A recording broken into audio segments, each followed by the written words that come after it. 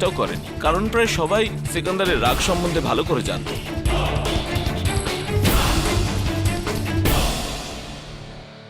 তোমরা দুজন শুধরে যাও, নইলে দুটোকেই আমি বার করে দেবো। তামাশা বানিয়ে রেখেছি, চল। ইয়নার গাট্টু জানতো যে ও সিকান্দারের সঙ্গে কোনো রকম লড়াই করে পারবে না। এই কারণেই ও সিকান্দারকে ফাঁসানোর জন্য এই ষড়যন্ত্রটা করে ফেলল।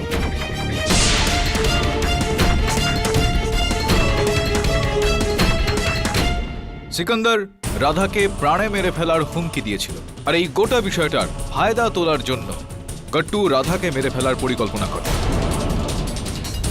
ও ওই বোতলটা থেকে সর্ষে তেলটা বার করে তার মধ্যে ডিজেল ঢেলে দেয়। জজ সাহেব, এটা মিথ্যে। আমি বোতলে কেরোসিনের জায়গায় অর্ডার অর্ডার, আপনার যদি কিছু বলার থাকে কাঠগড়ায় এসে বলুন। আমি বোতলে কেরোসিনের জায়গায় ডিজেল অবশ্যই ভরেছিলাম, কিন্তু আমি রাধাকে খুন করিনি। জজ সাহেব, সেই দিন হঠাৎ করে কেরোসিন তেল শেষ হয়ে যায়, আর খেলা দেখানোটাও জরুরি ছিল, সেই জন্য আমি এসব করি। আর আমি রাধাকে সব বলেও তো দিয়েছিলাম। আপনার কি মনে হয় যখন রাধা মুখে ডিজেল ঢেলেছিল তখন কি ও বুঝতে পারেনি? ও চাইলে খেলা দেখানো বন্ধও করে দিতে পারত। আর জজ সাহেব, ওর জন্য ওটা কোনো নতুন ব্যাপার ছিল না। রাধা এর আগেও এই কাজটা বহুবার করেছিল।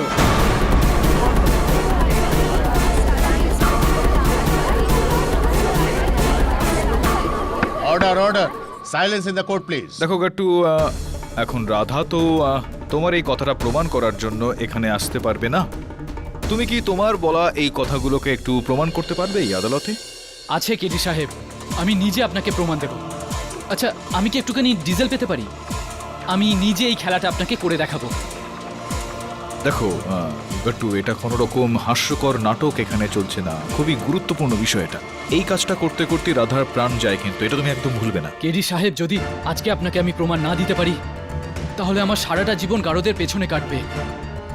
আপনি আমার উপর ভরসা রাখুন, কিচ্ছু হবে না।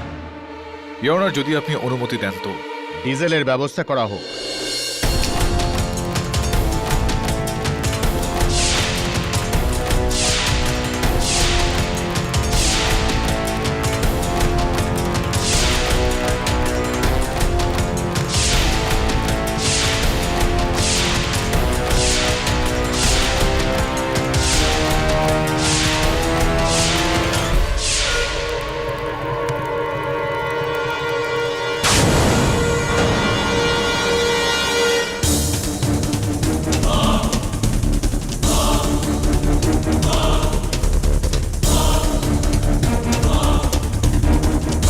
কেডি সাহেব, এবার তো আপনার বিশ্বাস হলো না?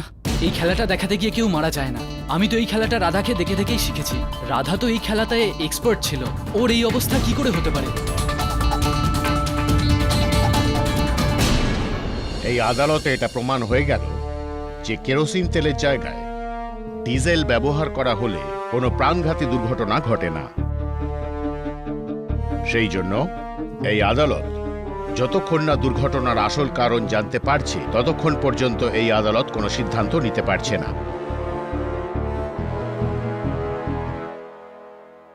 আমি কাল পর্যন্ত এই আদালত মুলতুবি রাখলাম। কেন তুমি আমাকে সিকান্দারের এই সত্যিটা আগে বলনি? কেন তুমি এটা বলনি যে ও একজন হিংসাত্মক প্রকৃতির ব্যক্তি, ওর বিরুদ্ধে এফআইআর রয়েছে পুলিশে? এসব বলা উচিত ছিল তোমার।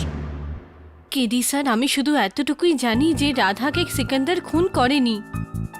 হ্যাঁ, ও একটু বদমেজাজি, কিন্তু আমি ওকে ছোটবেলা থেকে জানি ও কাউকে খুন করতে পারে না। স্যার প্লিজ, আপনি আমার কথা বিশ্বাস করুন। এক্সকিউজ মি স্যার, এটা টেন্টের ভেতরের ছবি। স্যার, ঘটনার পরে পুলিশ টেন্টটাকে সিল করে দিয়েছিল, এই জন্য টেন্টটা সেরকমই আছে যেদিন সেরকম রাতে ছিল। স্যার, আমি ওই টেন্টে কিছু পাইনি, আর এই ছবিগুলো আমি তুলেছি। কি হচ্ছে স্যার? Are you okay? সব কিছু ঠিক আছে? আরও একজন ওই মেয়েটা রয়েছে গুল, যার নাম যে সিকান্দারের সঙ্গে এতদূর পর্যন্ত প্রেম করে যে ওকে বাঁচানোর জন্য সব রকম চেষ্টা করবে, কিন্তু এখানে প্রেম একদিকে জীবন বাঁচানোর চেষ্টা করছে, আর অন্যদিকে সিকান্দার রয়েছে যে রাধাকে ভালোবাসতো, যার ওপর রাধাকে হত্যা করার অভিযোগ আনা হয়েছে। এর মানে হলো ভালোবাসা চলাকালীন হত্যার দোষারোপ। বড্ড বেশি জটিল বলে মনে হচ্ছে।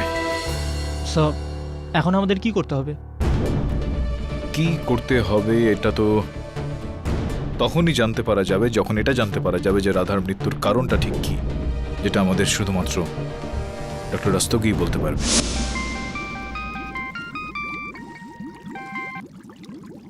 ডক্টর রস্তগি, কেডি পাঠক। কেডি, দুর্ঘটনার পিছনের কারণ জানতে পারা ইম্পসিবল। রাধার মৃতদেহের অন্তিম সংস্কার হয়ে গেছে, এখন আমি কিছু করতে পারবো না। বলুন, আমি রাধার মা বাবার সঙ্গে দেখা করতে চাই। কেডি সাহেব, বাড়ির সমস্ত দায়িত্ব আমার মেয়ে রাধার উপর ছিল, এই কারণে সেই জন্য ও বিয়েও করেনি। ওর চলে যাওয়ার পরে আমরা পথে এসে দাঁড়িয়েছি কেডি সাহেব। এখন এই বাচ্চাটার পড়ার দায়িত্ব কে নেবে কেডি সাহেব? আমরা বরবাদ হয়ে গেলাম। আমি আপনার দুঃখটা বুঝতে পারছি স্যার, এই কারণে আমি এখানে এসেছি। আমি এটা চাইছি যে যেই ব্যক্তি আপনাদের এই পরিস্থিতিতে এনে ফেলেছে, যে রাধাকে হত্যা করেছে, তাকে আমি শাস্তি পাওয়াবো, রাধাকে ন্যায় বিচার দেব।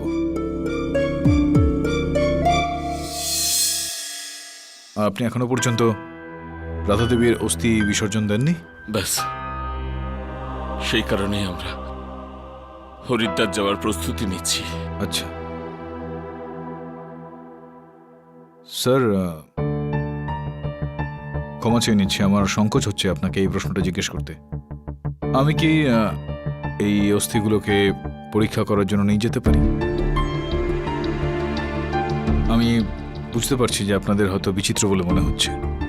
এটার পেছনে কারণ হলো এটা যে রাধা দেবীর মৃত্যুর কারণটা এখনো পর্যন্ত আমরা খুঁজে বের করতে পারিনি।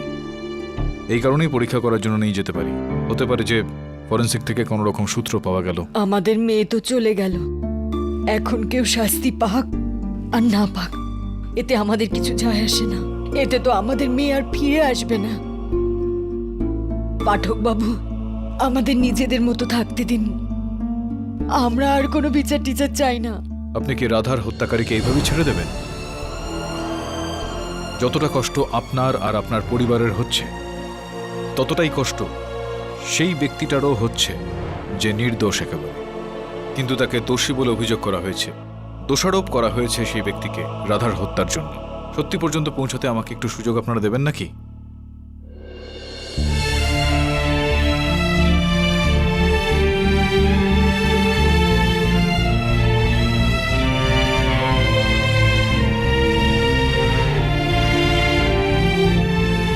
কেডি সাহেব, আমি চাই যে আমার মেয়ের হত্যাকারীদের কঠোর থেকে কঠোর সাজা হোক।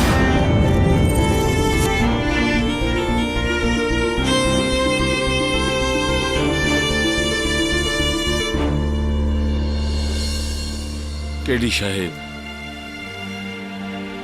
আমার মেয়ে গণেশকে খুব মানত, এই মূর্তিটাকে সব সময় সঙ্গে রাখত, সব পারফরমেন্সের আগে এটাকে নিজের মাথায় ঠেকাতো।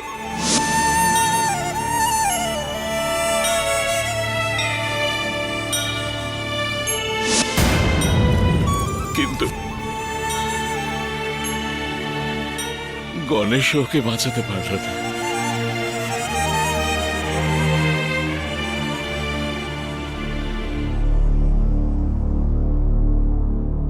কেডি সাহেব, এই গণেশের মূর্তি রাধার তাঁবু থেকে পাওয়া গেছে। পুলিশ তদন্ত করার পর ওর ব্যক্তিগত জিনিস সব ফিরিয়ে দেয়। টেন্টের কাছে পাওয়া গেছে। ইওর অনার, এই মামলাটা অন্যান্য মামলা থেকে আলাদা। এই কেসে মৃত্যুর কারণ হলো একটা দুর্ঘটনা। আদালতের গত শুনানিতে মৃত্যুর কারণগুলো নিয়ে তর্ক বিতর্ক হয়েছিল, কিন্তু কোনো পরিণাম এর সামনে আসেনি। এই কারণে আমি রাধা দেবীর ওই অস্থিভস্য আবারও পরীক্ষা করিয়েছি। ডাক্তারবাবু, দয়া করে আদালতে বলুন যে আপনার ওই পরীক্ষায় ঠিক কি কি তথ্য উঠে এসেছে। রাধার শরীরের ফরেন্সিক তদন্ত আগেই হয়ে গিয়েছিল। উনার শরীরের হাড়ের উপর অ্যাডভান্স টেস্ট করার পরও আমরা কিচ্ছু পাইনি। তবে হ্যাঁ, রাধা সবসময় তার সাথে একটা গণেশের মূর্তি রাখতেন। তার প্রত্যেক শোয়ের আগে ওই মূর্তিটাকে নিজের মাথাতে ঠেকাতো। ওই রাতে দুর্ঘটনার আগে রাধা সেরকমই করেছিল, যে কারণে রাধার মুখে লেগে থাকা মেকআপ ওই মূর্তিতে লেগে যায়। আর ওই মেকআপ পরীক্ষা করার পর আমরা জানতে পারি যে রাধার মুখে FNT নামের একটা কেমিক্যাল ছিল।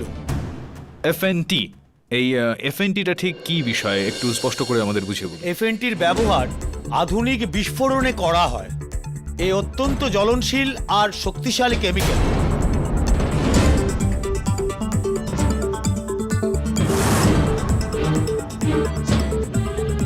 আগুনের জন্য রাধার শরীরের সবচেয়ে বেশি ক্ষতি ওনার মুখে হয়।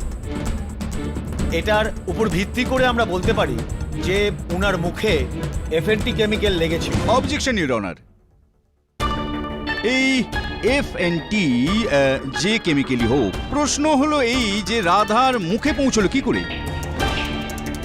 এখনই আদালতের সামনে গুড্ডু যে কৌশল দেখিয়েছে, যা ওর কথা অনুযায়ী ও রাধার এক্সপার্ট নয়, তথাপি ওর শরীর বা মুখের কোনো অংশে আগুন লাগেনি। তো প্রশ্ন হচ্ছে যে এই আগুন রাধার মুখ অবধি পৌঁছলো কেমন করে?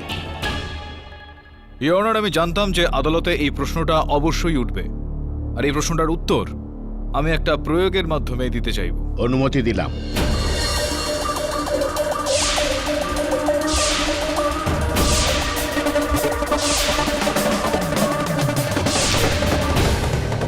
ইওর অনার, আদালতকে জানানোর জন্য, আদালতের রেকর্ডসের জন্য আমি এই জলে খুবই কম পরিমাণে FNT মিশিয়েছি, 0.01 microgram.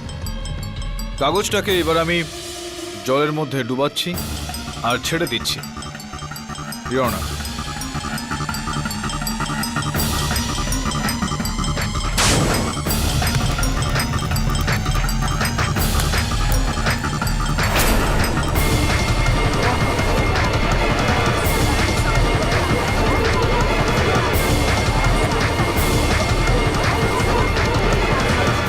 Order order, silence in the court please. Your honour, এখন ডাক্তারবাবু এই থিওরিটাকে বিস্তারিতভাবে বোঝাবেন। ডাক্তারবাবু প্লিজ। FNT এমন এক জ্বলনশীল কেমিক্যাল যার আগুনের সাথে সরাসরি কোনো সম্পর্কের প্রয়োজন নেই। এটা জ্বলার জন্য 60 ডিগ্রি টেম্পারেচারের প্রয়োজন হয়। ইওর অনার, যে সময় রাধা খেলা দেখাচ্ছিল সেই সময় আশপাশের তাপমাত্রা অনেকটাই বেড়ে গিয়েছিল। তাপমাত্রা 60 ডিগ্রির ওপরে পৌঁছে যাওয়ার পর রাধার শরীরে আগুন লেগে যায়, কেননা ওর মুখে অধিক পরিমাণে এই রাসায়নিক লেগেছিল। এইমাত্র আপনি এই প্রয়োগটাতে দেখলেন যে এতটা কম মাত্রায় এই রাসায়নিক কতটা ক্ষতিকর হয়ে উঠতে পারে। ডক্টর রাস্তগি, যে কেমিক্যাল এতটা ভয়ঙ্কর সেটা আসামের কাছে পৌঁছলো কি করে? ভাই, এরকম তো নয় যে আনাজপাতির মতো এটা বাজারে পাওয়া যায়। আপনি ঠিক বলছেন, কিন্তু এটা আমাদের দুর্ভাগ্য যে কালো বাজারে এই সমস্ত ক্ষতিকর জিনিস সহজেই পাওয়া যায়, আর একটু বেশি মূল্য দিলেই এটা যে কেউ অতি সহজেই পেতে পারে। ইওর অনার, এখন প্রশ্ন এটা ওঠে যে রাধা দেবীর মুখে এই FNT এলো কিভাবে, পৌঁছলো কি করে? উনি নিশ্চয়ই এরকম একটা জ্বলন্ত পদার্থ নিজের মুখে লাগাবেন না। এই বিষয়টায় খবরাখবর নিতে আমি গুল, যে ওই কোম্পানিতে ছিল, তার বন্ধু রয়েছেন একজন, আমি তাকে এই কাঠগড়ায় ডাকার জন্য অনুমতি চাইছি। ইওর অনার, গুল ওই সার্কাসে খেলা দেখিয়ে থাকে। রাধা দেবীর খেলাটা ওনার খেলার থেকে একটু আলাদা, যেখানে রাধা দেবী আগুন নিয়ে খেলেন আর গুল দড়ির ওপর হাঁটে, দড়ির ওপর হেঁটে যায়। এটা বলুন যে রাধা দেবী ওই মঞ্চে যাওয়ার আগে, খেলা দেখানোর আগে ঠিক কি কি করতেন, কি কি রুটিন ছিল তার? নিজে তৈরি হওয়ার জন্য সব থেকে বেশি সময় নিত। তারপরে ওর চুল খুব ভালো করে বেঁধে নিত, তারপর স্টেজে গিয়ে ওর পারফরমেন্স করত। কিন্তু হ্যাঁ, তার আগে ওর মেকআপ খুব ভালো করে করত। সব থেকে বেশি সময়ও মেকআপ করার জন্য নিত। সব থেকে বেশি সময় ইওর অনার রাধা দেবীর সাজগোজ করতে লাগতো। ওনার ঘর থেকে আমরা ওনার মেকআপ সামগ্রী উদ্ধার করেছি, যেটার ফরেন্সিক পরীক্ষা করার পর জানতে পারা গিয়েছে যে সেগুলোর মধ্যে অত্যধিক মাত্রাতে FNT রাসায়নিক পাওয়া গিয়েছিল। ইওর অনার, ফরেন্সিক রিপোর্টটা আপনার টেবিলের উপর রাখা আছে।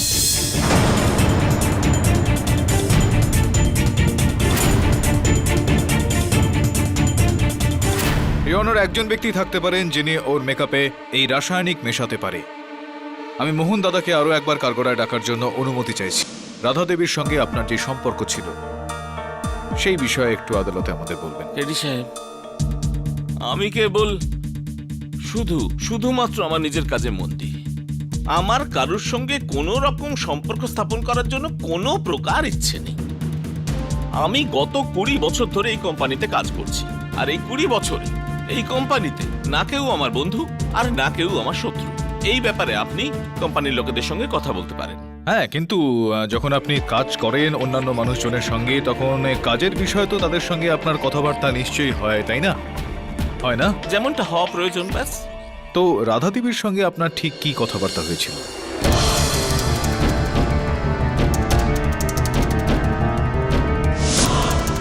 এটা কি কোনোভাবে সত্যি নয় যে রাধা দেবীর সঙ্গে আপনার একেবারেই বনিবনা হতো না, আর ঠেস দিয়ে কথা বলতেন উনি আপনার সঙ্গে বেশ কিছুবার, আর এই বিষয়টা নিয়ে আপনাদের মধ্যে বেশ কয়েকবার ঝগড়াঝাটিও হয়েছিল? কেডি সাহেব, আপনি যা বলছেন একদম ঠিক। রাধা সর্বদাই আমার কাজে কোনো না কোনো খুঁত বার করতো। এই কারণে উনি আপনাকে ওর মেকআপ করতে বারণ করে দিয়েছিল, এমনকি ওর 10 পর্যন্ত যাওয়ার অনুমতি আপনাকে দেওয়া হয়নি। কেডি সাহেব, আপনি তো বলেছিলেন যে দুটো মানুষের মধ্যে ঝগড়া হলে তার মানে এই নয় যে একজন আরেকজনকে খুন করবে। ভুলে গেছেন আপনি? ইয়নার মোহন দাদা এই আদালতের কাছে কিছু লুকোচ্ছেন। রাধার মৃত্যু হয়ে যাওয়ার কারণে ওনার 20 বছরের চাকরি থেকে অবসর নেওয়ার সময় এসে গিয়েছে। রাধা ওনার জায়গায় ওনার স্থানে নিজের ভাইকে আনতে চাইছিল, এবং এই বিষয়টার উত্থাপন উনি নাটক কোম্পানির ম্যানেজার গোবিন্দর কাছেও করেছিল। গোবিন্দবাবু তার লিখিত বয়ানে এটা বলেছেন যে না চাইলেও ওনাকে এটা করতে হয়েছে, কেননা রাধা দেবী ওই নাটকের একটা গুরুত্বপূর্ণ অংশ ছিলেন। ইয়নার মোহন দাদার কাছে তার চাকরি বাঁচানোর জন্য একটাই উপায় ছিল, যে উনি রাধা দেবীকে হত্যা করে ফেলেন, আর এমনটাই উনি করলেন। পাঠক সাহেব, এক্ষুনি আপনি বললেন যে মোহন দাদাকে রাধার টেন্টে যাবার পারমিশন দেওয়া হয়নি, তাহলে ও কেমিক্যাল বোতলে কেমন করে ঢালবে? এবার আপনার এই প্রশ্নের উত্তরটা ওখানকার ম্যানেজার গোবিন্দবাবুই দেবেন। গোবিন্দবাবু, দয়া করে আদালতকে আপনি এটা বলুন যে আপনার কোম্পানিতে ওই মেকআপের যে সামগ্রীগুলো আসে সেগুলো নিয়ে আসার গুরুদায়িত্ব এখানে কার ওপর রয়েছে? আগে আমাদের কোম্পানিতে সব সাজার জিনিসের কেনার দায়িত্ব মোহন দাদার উপরেই আছে। ধন্যবাদ। ইয়নার, দেশাইবাবুর প্রশ্নের উত্তরটা হলো এই যে ওই মেকআপের বোতলে FNT মেলানোর জন্য মোহন দাদাকে আর রাধা দেবীর টেন্টে যাওয়ার জন্য কোনো প্রয়োজনীয়তা ছিল না। যখন ওই বোতলটা রাধা দেবীর কাছে পৌঁছলো তখন সেখানে আগে থেকেই FNT রাসায়নিক মেশানো ছিল।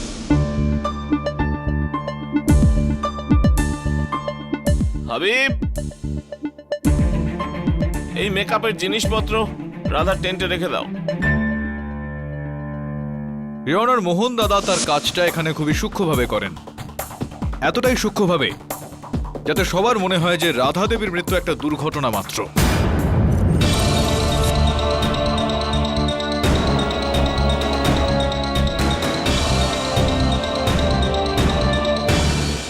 কি বাজে বলছেন আপনি? আমি কাউকে মারিনি।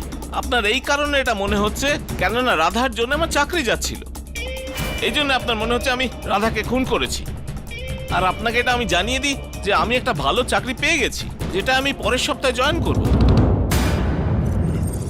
ইওর অনার, আমি একটা টিভি সিরিয়াল বানানোর কোম্পানিতে চাকরি পেয়ে গেছি। আপনি বললে তো আমি ওদের এগ্রিমেন্ট লেটার আর ওদের অ্যাপয়েন্টমেন্ট লেটার আপনাকে দেখাতে পারি। আর এই কাজটা আমি রাধার মৃত্যুর বেশ কয়েকদিন আগেই পেয়ে গেছিলাম।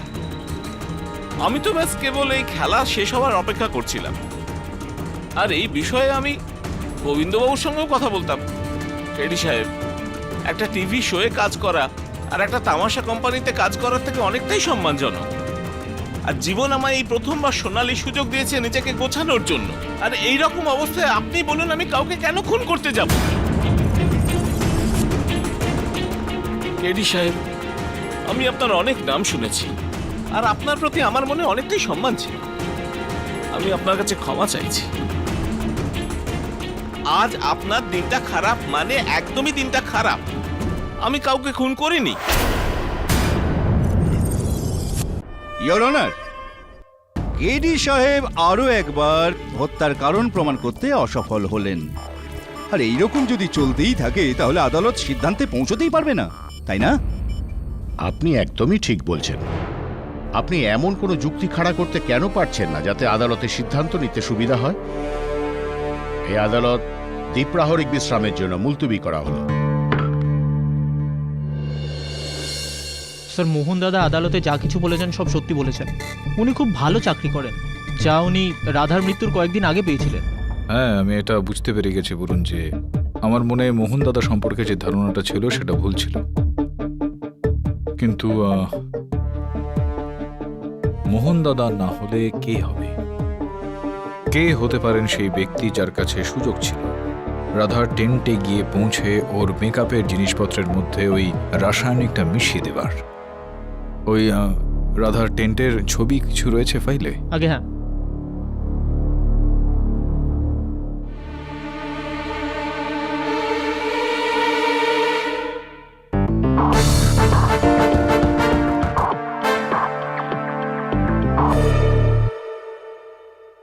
আচ্ছা, ইওর অনার, এটা তো পরিষ্কার এখানে যে রাধা দেবীর মেকআপ সামগ্রীর মধ্যে ওই এফএনটি সেই দিন মেশানো হয়েছিল যেই দিন এই দুর্ঘটনাটা ঘটে।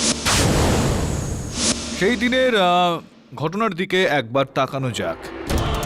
টেন্টে তৈরি হওয়ার সময় রাধা দেবী এইটা বুঝতে পারলেন যে কেউ বোধহয় তাকে লক্ষ্য করছেন।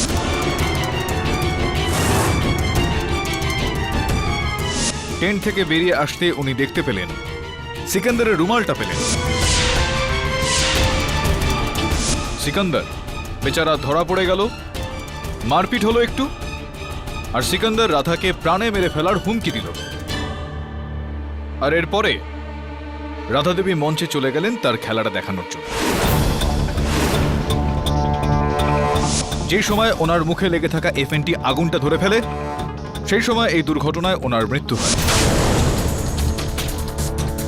এখন প্রশ্ন এটা উঠছে ইওর অনার যে ওনার মেকআপ সামগ্রীর মধ্যে, ওনার সাজার জিনিসপত্রের মধ্যে এফএনটি কখন আর ঠিক কিভাবে পৌঁছলো?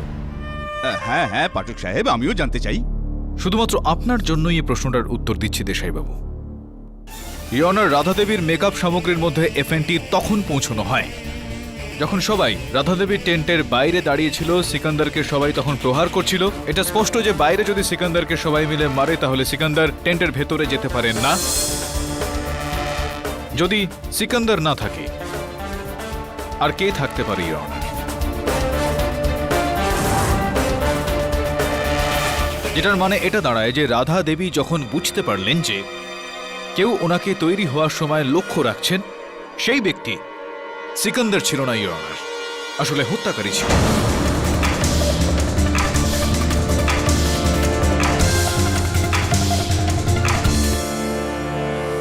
ইওর অনার, সে কে হতে পারে যার কাছে সিকান্দারের রুমালের মতো ব্যক্তিগত সামগ্রী ছিল? তাহলে কি ওই ব্যক্তিগত রুমাল ওখানে রেখে দিয়ে ও সিকান্দারকে হাসাতে চাইছিল? এক মিনিট পাঠক সাহেব, তাহলে সিকান্দারের রুমাল ওখানে কেমন করে পৌঁছলো? রাখা হয়নি ওখানে দেশাইবাবু, থেকে গিয়েছিল রুমালটা, ওখানে পড়ে গিয়েছিল বলে তাড়াহুড়োর মধ্যে। আচ্ছা আচ্ছা, তার মানে হত্যাকারী সিকান্দারকে এতটাই ভালোবাসতো যে ওর হাত রুমাল, যেটা আপনি ব্যক্তিগত বস্তু বলেছেন, সেটা নিয়ে হত্যা করতে এসেছিল। হ্যাঁ, ক্যা বাত হে দেশাইবাবু, ঠিক কথাটাই বলেছেন আপনি। আগে না, হত্যাকারী সিকান্দারের প্রেমিক ছিল। ক্ষমা চেয়ে নিচ্ছি ইওর অনার, প্রেমিকা ছিলেন। ইওর অনার, একটা স্মৃতিচিহ্ন স্বরূপ, একটা সুভেনিয়ার স্বরূপ হত্যাকারী এনার রুমাল, সিকান্দারের রুমাল ওনার কাছে রেখেছিলেন। ইওর অনার, যেই সময় রাধা দেবী ওনার টেন্ট থেকে বাইরে বেরিয়ে আসেন আর চিৎকার করা শুরু করেন, সেই সময় হত্যাকারী রাধা দেবীর টেন্টে গেলেন আর ওনার ওই মেকআপের বস্তুর মধ্যে এফএনটি মিশিয়ে দিলেন। এখানে কিছু ছবি রাধা দেবীর মৃত্যুর পরে তোলা হয়েছিল, ওনার টেন্টের কয়েকটা ছবি। ইওর অনার, সবসময় এটা বলা হয়ে থাকে যে হত্যাকারী কোনো না কোনো সূত্র নিশ্চয়ই ছেড়ে যায়। এই ছবিগুলো যদি আপনি একটু মন দিয়ে দেখেন তো তাহলে দেখতে পাবেন যে টেন্টের দরজায় ভেলক্রো লাগানো আছে ইওর অনার, আর ওই ভেলক্রোতে একজন মহিলার চুল লেগে রয়েছে।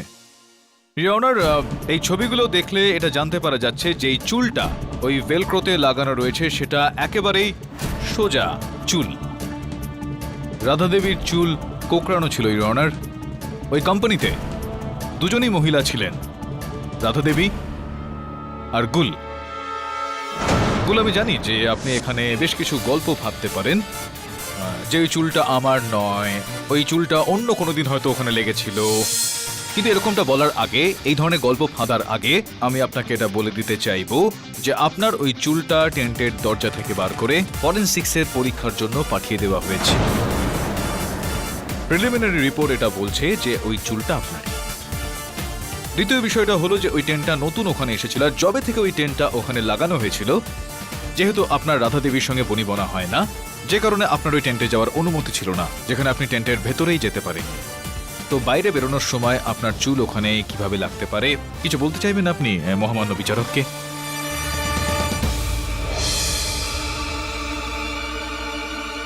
আমি সিকান্দারকে ভালোবাসি, কিন্তু আমার দিকে তাকাতোই না, কারণ ওর রাধাকে ভালোবাসতো। জজ সাহেব, আমি সিকান্দারকে ছোটবেলা থেকে চিনি। আমি ওকে বিয়ে করতে চেয়েছিলাম, সংসার করতে চেয়েছিলাম, কিন্তু রাধা আমার সমস্ত স্বপ্ন ভেঙে দিয়েছে।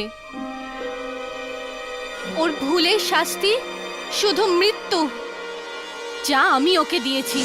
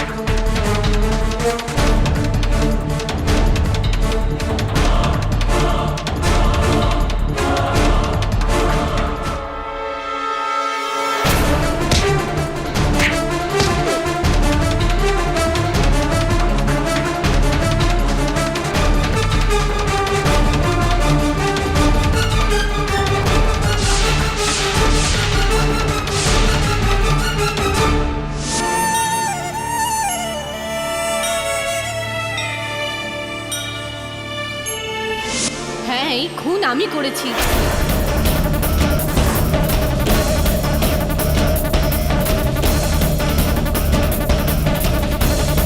সিকান্দার নির্দোষ। The defence রেস্টস your honour. সমস্ত সাক্ষ্য এবং প্রমাণাদি বিচার করে এই আদালত গুলকে রাধার হত্যাকাণ্ডে দোষী সাব্যস্ত করে যাবজ্জীবন কারাদণ্ডের আদেশ দিচ্ছে, আর সিকান্দারকে সসম্মানে মুক্তি দিচ্ছে। The case is closed.